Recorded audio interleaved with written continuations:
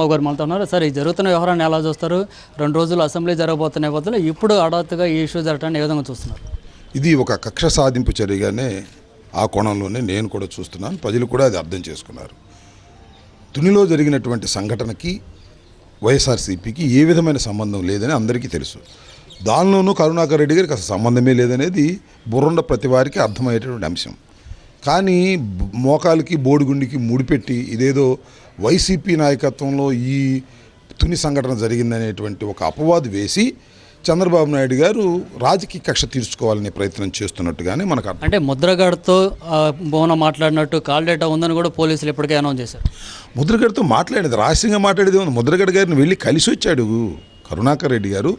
ఈ తుని సంఘటనకు ముందు ముద్రగడ పద్మనాభం గారిని వెళ్ళి కలిసి మీరు చేస్తున్నటువంటి ఈ ఉద్యమం సరైనది, మీకు మా పూర్తి మద్దతు ఉంటుందని కరుణాకర్ రెడ్డి గారు వెళ్ళి చెప్పొచ్చాడు. అంతకుముందు నేను వెళ్ళి చెప్పొచ్చాను. ముద్రగడ పద్మనాభం గారు తీసుకున్నటువంటి అంశాన్ని బలపరిచేవారు చాలామంది ఉన్నారు.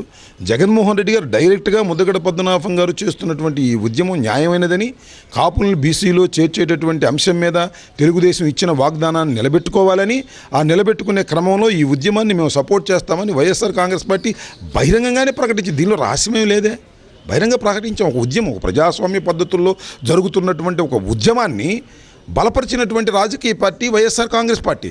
అందువలన ఆ తుని సంఘటనలో వైఎస్ఆర్ కాంగ్రెస్ పార్టీదే సంబంధం అని కాపు చంద్రబాబు నాయుడు గారు ఎంత విచిత్రమైన మనిషి అంటే, ఆ తుని సంఘటనలో ఆ రోజు రైలు భగభగ మండుతూ ఉంది.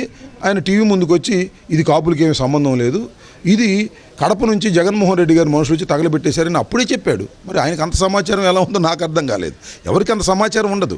ఒక సంఘటన జరిగినప్పుడు ఒక ప్రభుత్వం కానీ, ఒక హోంమంత్రి కానీ, ఒక పోలీస్ అధికారి కానీ వెంటనే పనాలు వాళ్ళు చేశారని చెప్పాలంటే ఎలా కుదురుతున్నది? దాన్ని పూర్తి విచారణ జరిపిన తర్వాత మేము దీనిలో దోషులు ఎవరో తెలుస్తుంది, ఇప్పుడే సంఘటన జరిగింది, దీని మీద విచారణ జరుపుతున్నామని చెప్పవలసినటువంటి ముఖ్యమంత్రి ఒక రాజకీయ కక్ష, ఒక దుగ్ధ, ఒక ఫ్రస్ట్రేషన్, ఇది జగన్మోహన్ రెడ్డి మీద నెట్టేద్దాం, కరుణాకర్ రెడ్డి వెళ్ళి కలుసుకున్నాడు కాబట్టి కరుణాకర్ రెడ్డిని ఫిక్స్ చేద్దాం, ఫిక్స్ చేసి ఇది జగన్మోహన్ రెడ్డి గారు కరుణాకర్ రెడ్డి గారు కలిసి వైఎస్ఆర్సీపీ చేసిందని బుర్ర జల్లిస్తే జనం నమ్ముతారనేటువంటి ఒక దృక్పథంలో చంద్రబాబు నాయుడు గారు పనిచేస్తున్నారు. ఇది చాలా దురదృష్టకరమైనటువంటి పరిణామం. ఎస్ కమాన్, ఒక సంఘటన జరిగింది, అది జరగకూడనటువంటి సంఘటన. ఈ సంఘటనలో న్యాయ విచారణ జరగాలి. ఖచ్చితంగా దోషులు ఎవరో వారిని శిక్షించవలసిన అవసరం ఉంటుంది. కానీ దానిలో దోషులు కాకుండా చంద్రబాబు నాయుడు గారికి, లోకేష్ బాబు గారికి ఎవరైతే రాజకీయ కక్షతో ఉంటారో వాళ్ళందరినీ దానిలో పెట్టేస్తే ఎలా కుదురుతుందండి? తప్పు కదా.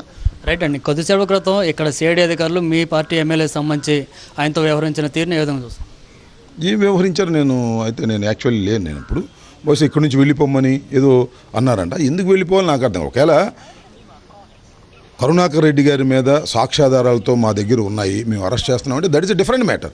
చట్ట ప్రకారం మీరు వ్యవహరించడం తప్పలేదు. ఇప్పుడు నాకు తెలిసిన సమాచారం ఏంటంటే 3 గంటలకు అయిపోయింది.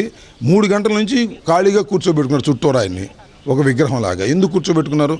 మానసికమైన ఒత్తిడిని పెంచడం కోసం, ఏదో జరగబోతుందనే ఒత్తిడి చేయడం. ఏం సాధిస్తారంటున్నా? ఏమైనా కొత్త మాకు రాజకీయాల్లోకి వచ్చిన తర్వాత, ముఖ్యంగా చంద్రబాబు నాయుడు గారి పరిపాలనలో రాజకీయాల్లో ఉన్న తర్వాత మేము జైలుకి వెళ్లాల్సిన పరిస్థితి వస్తుందనేది కూడా మాకు తెలుసు. ఏదో ఒక వంకబెట్టి మమ్మల్ని జైలుకి పంపించేటటువంటి ప్రయత్నం చంద్రబాబు నాయుడు గారు చేస్తారు.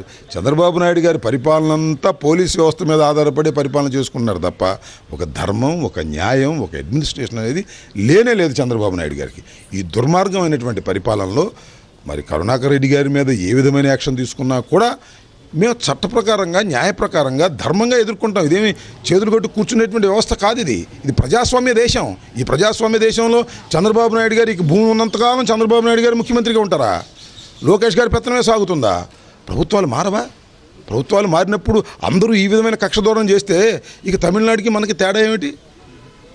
ఇప్పుడు తమిళనాడులో ఒక పార్టీ ఉంటే ఇంకో పార్టీ వాళ్ళు లోపలేటు, ఇంకో పార్టీ ఉంటే ఇంకో పార్టీ వాళ్ళు లోపలేటు. అలాంటి ఒక దుష్ట సాంప్రదాయాన్ని చంద్రబాబు నాయుడు గారు, లోకేష్ గారు ఈ రాష్ట్రంలో ప్రవేశపెడుతున్నారు. ఇది చాలా ప్రమాదకరమైనటువంటి రాజకీయం. ఇది సరైనటువంటి విధానం కాదు. ప్రజాస్వామ్యవాదులందరూ దీన్ని ఖండించాలని మేము కోరుకుంటున్నాం.